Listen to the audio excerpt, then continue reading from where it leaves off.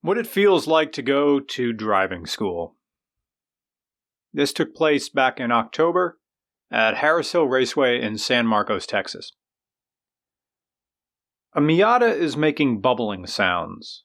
I'm in the pits of Harris Hill Raceway with track instructor Monica Harrison. The Miata had its hood up and we were both looking at the engine.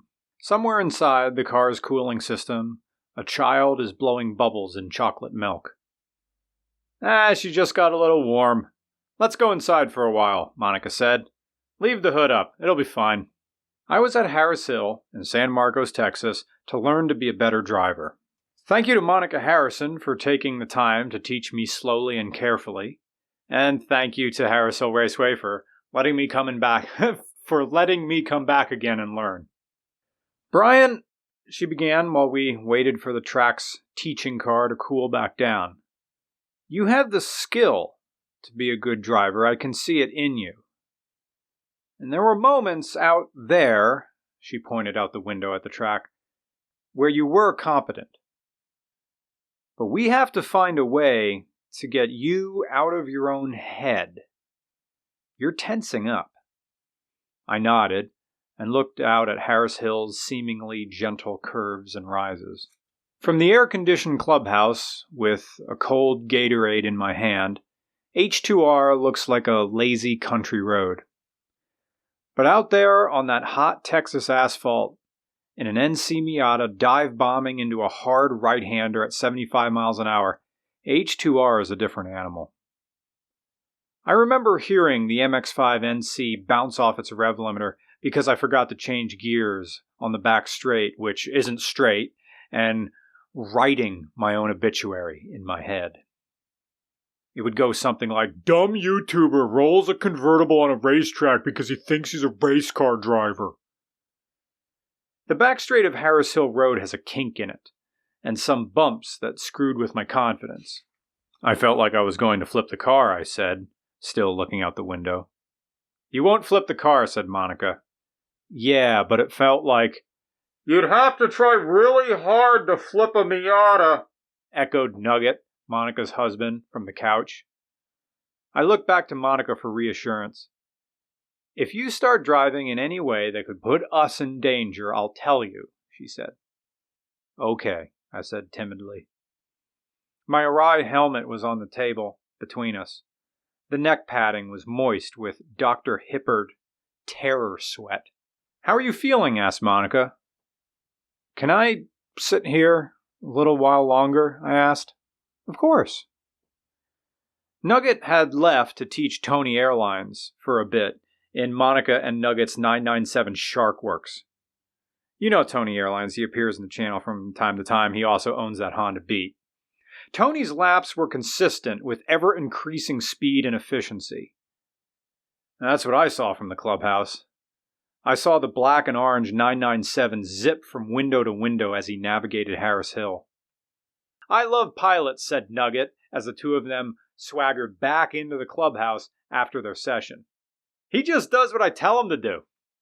That was fun, said Tony, grinning wide. How do you not get scared out there? I asked Tony. I just do what Nugget said, shrugged Tony. Yeah, he just does what I tell him, said Nugget. Tony is a commercial airline captain. He flies a Bombardier CRJ 900. It's powered by twin General Electric CF34-8C5 high-bypass turbofan engines, each making 14,500 pounds of thrust during full throttle at sea level. What's that in horsepower? All right. Those two units don't convert because they exist in different worlds. That's like asking which would win in a fight, a standard Imperial Star Destroyer or the Enterprise D. No one knows because the two come from different worlds with different rules. Jet engines and reciprocating piston engines are too different to compare. But according to jetcareers.com, there is a parameter where they do compare. And that is when the aircraft is traveling 375 miles an hour at sea level. Under those specific conditions, 1 pound of thrust equals 1 horsepower. So, if Tony would firewall it just above the deck, along the Jersey Shore, his CRJ 900 airliner would be making 29,000 horsepower. But he can't do that because the sky has a speed limit.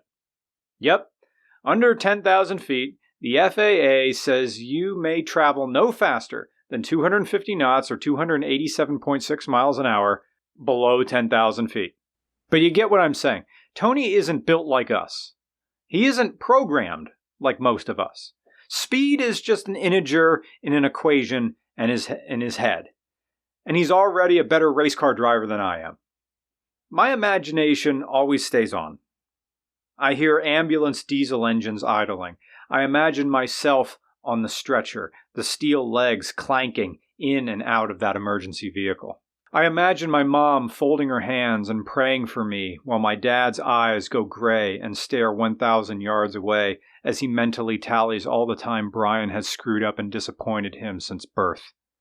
I'm now bedridden with a broken spine, and Mom and Dad's home, thanks to me, is one long care facility, from their parents to relatives and now their firstborn son, all injured, broken, and failed. Brian, you're a burden on the world, and all your friends secretly hate you. If only race car driving came as natural as self-hate. Monica asks me if I'm ready to go out again, and I say, yeah, sure. I crack a light smile on my face. The Miata is cooled off, and I'm slowing to a stop on the skid pad. You okay? Asks Monica. May I do a donut? I ask. Monica paused, surprised and curious at my spontaneity.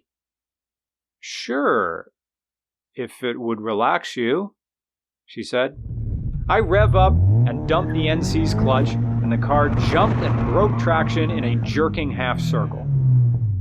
Wee, I said in monotone, and then followed it up with a nervous laugh that I do sometimes. Feel loose? Monica asked. Yep, I lied. The Texas sun was still injecting summer through October skies. I wasn't wearing a helmet liner, so sweat was pooling above my eyebrows and ears. Power, power, power, said Monica calmly, instructing me to cannonball this roadster into a corner at jailhouse speed. You know, the kind of power and abrupt braking that makes a pursuing officer turn off his body camera and ready his alibi. I bounce off the rev limiter frantically, shift into third, and apologize to the car, Monica, and to the track. Monica doesn't address it. Keep looking forward. Look at the next turn after next. I try, but my eyes come back to the current corner, in case a gopher or an Ewok waddles onto the track. May I swerve the car around? I ask. I mean, just play for a moment. Sure, if you think that would relax you, said Monica. I slowed the Miata down to about 40 miles an hour and started driving like my teenage self. I drove chaotically, but familiar. I was a teenager again on an unsupervised parking lot, linking S-turns together in a long snake. My arms twisted one over another like a rubber band, left, right, left, right.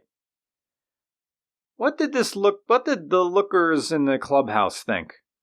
This Miata, that moments ago was making freshman slow laps around Harris Hill, was now zigzagging like a high school athlete driving away from a winning football game and home toward a blowjob. If this works for you, Monica said humorously, and if it gets the jitters out, I guess keep it up. Yeah, this is thanks for humoring me, I said. I entered wrongedly into turns. Is there an opposite of an apex? If there is, I found it.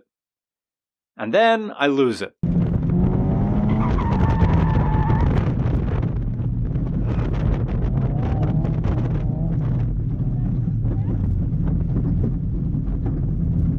I spun the NC off the track. Monica would later congratulate me on my first off the track. The car didn't flip, the wheels didn't fall off, I didn't die, and I didn't go to jail. I was still a good person. All that happened was the car drove on the rough grass for a little while. Monica would later tell me that she took her 997 Sharkworks off a different circuit corner at 100 miles an hour. You know what I did? Drove right back on the track, she said. We made a few more gentle laps after my off. No intentional swerving this time. My concentration energy was running low. But in that semi-fatigued state, I made progress. Not in speed, but in clean laps. I started not caring if I crashed.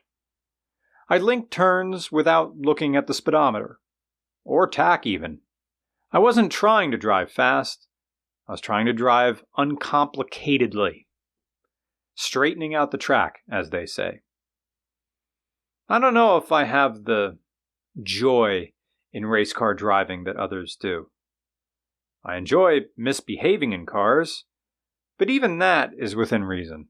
I feel weird because I don't feel the way most others feel toward track sessions.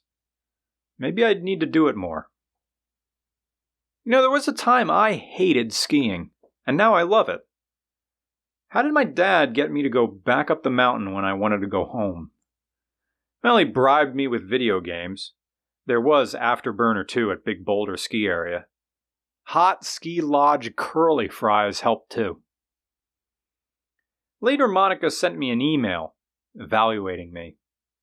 Let me pull it up, and we'll close with that. In Monica's email, she condensed her lessons into a number of paragraphs. And she said that one of the most comprehensive ways for a novice like myself to understand car control and grip is to feel how the steering wheel reacts to what the car is going through. And she says, as you approach the limit of grip, the steering wheel will push back against your hand, harder and harder. The resistance will go up and up as you approach the limit of grip. But then once you begin to exceed the grip, it gets weaker. It's not an instant let go like it would be in Cruisin' USA or Cruisin' the World, like those force feedback steering wheels. And as the force against your hands starts to wane, that is the car telling you you're asking it for too much. But you're still in control.